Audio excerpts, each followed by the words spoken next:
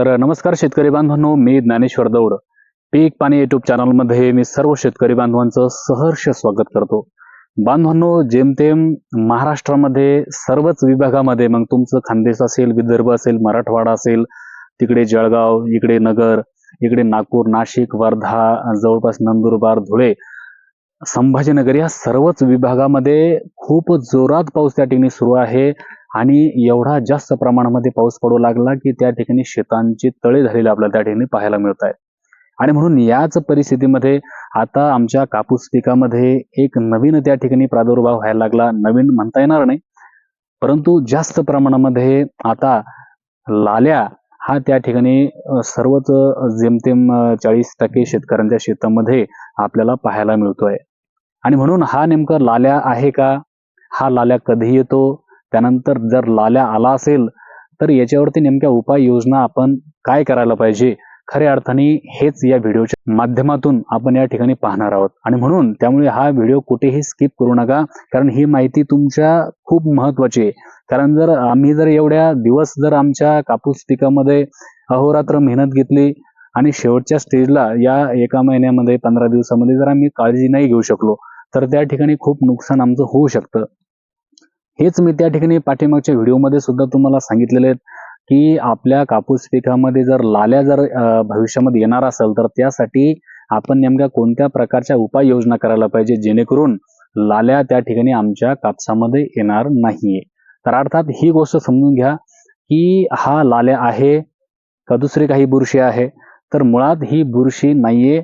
त्या ठिकाणी तुमच्या कापूस पिकामध्ये सूक्ष्म अन्नद्रव्य, मुख्य अन्नद्रव्य किंवा दुय्यम अन्नद्रव्यांची झालेली कमतरता असते.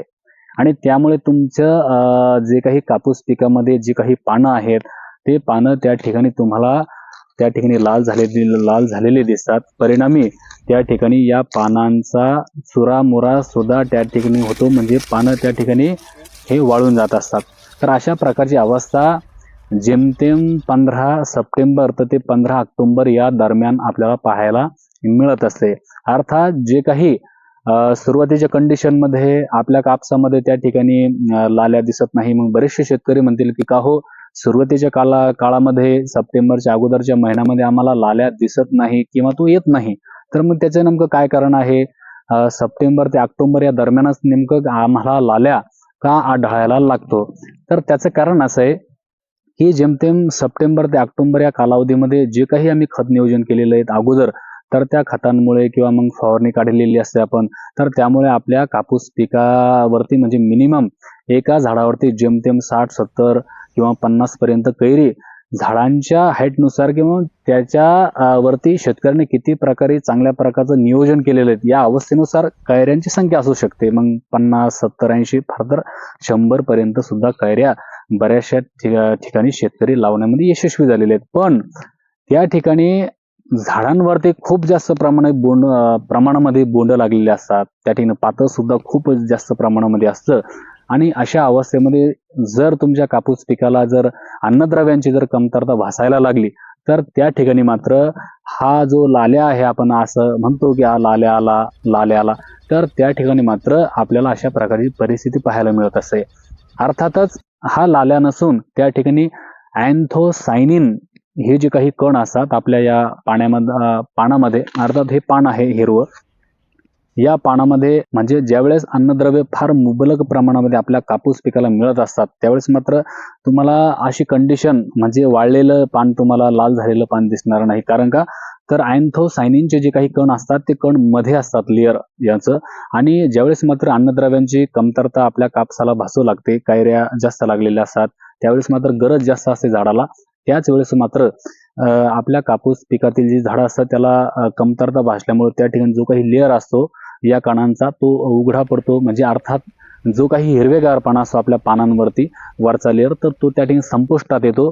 आणि त्यानंतर मात्र हे अँथोसायनिनचे कण त्या ठिकाणी दिसायला लागतात. परिणामी लाल्या आपण त्याला म्हणतो, तोच लाल्या म्हणजे अँथोसायनिनचे हे कण आहेत. तर त्या ठिकाणी अन्नद्रव्यांची कमतरतेमुळेच खऱ्या अर्थाने ही संपूर्ण परिस्थिती आपल्याला पाहायला मिळत असते. तर बांधवांनो, याच्यावरती उपाययोजना आपण नेमकं आता काय करायला पाहिजे, जेणेकरून आता जवळपास मी सांगितलं की 50, 70, 100 कैऱ्यांपर्यंत कैरी जेमतेम झाडाला लावण्यामध्ये शेतकरी यशस्वी झालेला आहे. आणि आता याच्यावरती जर आम्ही अजून आमच्या वरच्या साईडला जे काही समजा शेंडे आहेत त्याच्यावरती जवळपास 2-2, 4-4, 5 आपल्याला त्या ठिकाणी लागलेलं दिसतं. याच्यावरती जर आम्ही चांगल्या प्रकारचा उपाययोजना जर करू शकलो तर निश्चितपणे जवळपास 15-15 10-10 जरी कैरी आम्ही त्या ठिकाणी परत लावण्यामध्ये यशस्वी झालो तर आमच्या उत्पादनामध्ये नक्कीच वाढ होऊ शकते. आणि म्हणून त्या ठिकाणी उपाययोजना काय करायला पाहिजे, खरं म्हणजे अगोदरच्या 2-3 व्हिडिओमध्ये मी प्रत्येक वेळेस शेतकऱ्यांना सतत सांगत होतो की तुम्ही त्या ठिकाणी खताचं व्यवस्थापन व्यवस्थित करा, जेणेकरून भविष्यामध्ये जो काही लाल्या तुमच्या कपाशी पिकावरती येणार आहे तो येणार नाही आणि तुमची कपाशी सदैव त्या ठिकाणी हिरवीगार राहील, सदाहरित राहील, तजेलेपणा त्या ठिकाणी दिसेल, फळांची, फुलांची, पात्यांची संख्या सुद्धा वाढलेली दिसेल. एक टवटवीत प्रकारची सरकी कपाशी तुम्हाला सदैव दिसणार आहे. परंतु जर त्या ठिकाणी खतांचं नियोजन जर चुकलं तर मात्र तुमचा कापूस लाल होऊ शकतो, पिवळा होऊ शकतो. परिणामी तुमच्या उत्पादनामध्ये फार प्रमाणामध्ये घट सुद्धा येऊ शकते.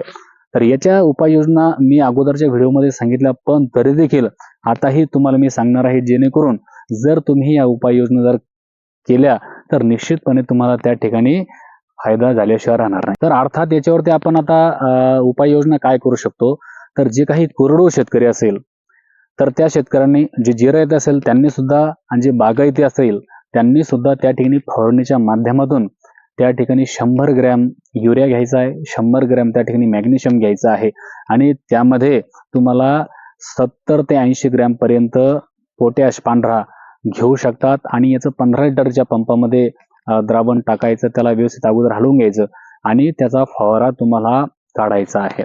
असं जर केलं तर निश्चितपणे वरून ज्यावेळेस तुम्ही फवारा काढसाल त्यावेळेस मात्र तुम्हाला त्या ठिकाणी तुमचं जे काही झाडं आहेत ते त्या ठिकाणी लाल जे होणार आहे ते मात्र लाल होणार नाही. परंतु ज्यांच्याकडे आता जे खत टाकणार आहे की आम्ही खत टाकू शकतो, मग खत कसं टाकावं, खताच्या माध्यमातून आम्ही कशा प्रकारे खत दिलं पाहिजे, किती दिलं पाहिजे, तर अशा शेतकऱ्यांसाठी जे काही शेतकरी कोरडवाहू आहे या शेतकऱ्यांनी 50 किलोची एक युरियाची बॅग घ्यायची, त्यामध्ये 10 किलो तुम्हाला त्या ठिकाणी मॅग्नेशियम घ्यायचं आहे आणि जवळपास 30 किलो पर्यंत तुम्हाला पांढरा पोटॅश घेऊन तुम्हाला फट्ट्याच्या माध्यमातून तुम्हाला खत टाकून द्यायचं आहे. त्या अगोदर टाकत असताना मात्र तुम्हाला तुमच्या जमिनीमध्ये ओलावा असणं अत्यंत गरजेचं आहे. आणि आता तरी मात्र सर्वच कोरडवाहू असेल किंवा बागायती असेल, सर्व शेतकऱ्यांच्या शेतामध्ये ओलावा फार प्रमाणामध्ये आहे, कारण पाऊस खूप सुरू आहे आणि त्याच्यामुळे ही स्टेज खूप महत्वाची. आता 1-2 दिवसामध्ये तुम्ही जर हा प्रयोग जर केला तर निश्चितपणे तुम्हाला त्याचा फायदा झाल्याशिवाय राहणार नाहीये. आता ज्या शेतकऱ्यांकडे ड्रीप आहे, ठिबक आहे, अशा शेतकऱ्यांनी काय करायचे, तर त्या ठिकाणी तुम्ही जवळपास 5 किलो मॅग्नेशियम घ्यायचं आहे, त्यामध्ये तुम्हाला 5 किलो युरिया घ्यायचा आहे आणि जवळपास 5 किलो तुम्हाला त्या ठिकाणी पांढरा पोटॅश घ्यायचा आहे आणि 8 दिवसाला तुम्हाला त्याची ड्रिचिंग करायची आहे. जेणेकरून काय होईल की जरी आपण म्हणतो की पोटॅश हा फार कालावधीनंतर लागत असतो, परंतु वॉटर सोल्युबलचं प्रमाण या सुद्धा दाणेदारच्या खतांमध्ये असतं. त्यामुळे लवकरात लवकर त्या ठिकाणी आपण जर त्याचं द्रावण तयार केलं, पाणी जर करून घेतलं आणि ते जर आपल्या पिकाला ड्रिपच्या माध्यमातून जर सोडलं तर निश्चितपणे त्या ठिकाणी मात्र आपल्या पिकाला लवकरात लवकर हे द्रावण उपलब्ध होईल, अन्नद्रव्य उपलब्ध होईल आणि आमच्या कापूस पिकामध्ये जो काही भविष्यामध्ये लाल्या वाढणार आहे तो लाल्या मात्र त्या ठिकाणी येणार नाही. परिणामी जे काही शेंड्यांच्या ज्या काही पात्या आहेत, छोट्या छोट्या कैऱ्या लागलेल्या आहेत, तर त्या कैऱ्या मात्र त्या ठिकाणी गळणार नाही, तुमचा कापूस पिवळा होणार नाही. परिणामी जो काही आपण म्हणतो लाल्या आला, तर तो लाल्या सुद्धा तुमच्या कापूस पिकामध्ये येणार नाही आणि जर आलाच नाही तर त्या ठिकाणी निश्चितपणे तुम्हाला अपेक्षित उत्पादन मात्र होऊ शकतं. तर अशा प्रकारच्या चुका शेतकरी वारंवार करत असतात. मी अगोदरच्या व्हिडिओमध्ये सांगितलं, वारंवार त्याचा उल्लेख करणार नाही, पण आता बऱ्याचशा शेतकऱ्यांची शेतं रिकामी झालेले आहेत. सर्व शेतकऱ्यांचा हंगाम जेमतेम आटपत आलेला आहे, म्हणजे मग मका असेल किंवा मग सोयाबीन असेल, तर त्या शेतकऱ्यांनी मात्र आता पूर्व मशागतीला सुरुवात केलेली आहे की आपल्याला आता हरभरा लागवड करायची आहे. आणि म्हणून हरभरा लागवड करत असताना आपण काय उपाययोजना केला पाहिजे, कशा प्रकारची काळजी आपण सुरुवातीच्या स्टेजमध्ये घेतली पाहिजे, कोणत्या प्रकारचं आपण बीज प्रक्रिया केली पाहिजे, किती बियाणं वापरलं पाहिजे, संपूर्ण सखोल मार्गदर्शन आपण त्या ठिकाणी हरभरा संपूर्ण नियोजन 15 ते 20 क्विंटल पर्यंत उत्पादन तुम्हाला होऊ शकतं, अशा प्रकारचा एक व्हिडिओ आपण हरभऱ्यावरती स्वतंत्र बनवलेला आहे. सखोल माहिती त्या ठिकाणी दिलेली आहे. कशा प्रकारच्या चुका शेतकऱ्याकडून होत असतात, त्यावरती उपाययोजना काय करायला पाहिजे, जेणेकरून चांगल्यातलं चांगल्या प्रकारचं उत्पादन तुम्हाला हरभऱ्यामध्ये सुद्धा घेता येतं. तर तो व्हिडिओ तुम्ही पीक पाणी या YouTube चॅनलला सर्च करून त्या ठिकाणी बघायचा आहे. नाहीतर मी डिस्क्रिप्शन बॉक्समध्ये तुम्हाला ती लिंक टाकून देईल. त्या ठिकाणी गेल्यानंतर तुम्ही तो व्हिडिओ संपूर्ण बघू शकता. म्हणजे आज रोजी या कंडिशनला जो काही लाल्या आमच्या कापूस पिकामध्ये आलेला आहेत, का आलेला आहेत सांगितलं अगोदर, की तुम्ही त्या ठिकाणी खत व्यवस्थापन व्यवस्थित केलेलं नसेल आणि खत व्यवस्थापन जर चुकलं तर तुमच्या कापसामध्ये जो काही समजा अन्नद्रव्यांचा साठा आहे तो कमी व्हायला लागला, पुरवठा कमी व्हायला लागला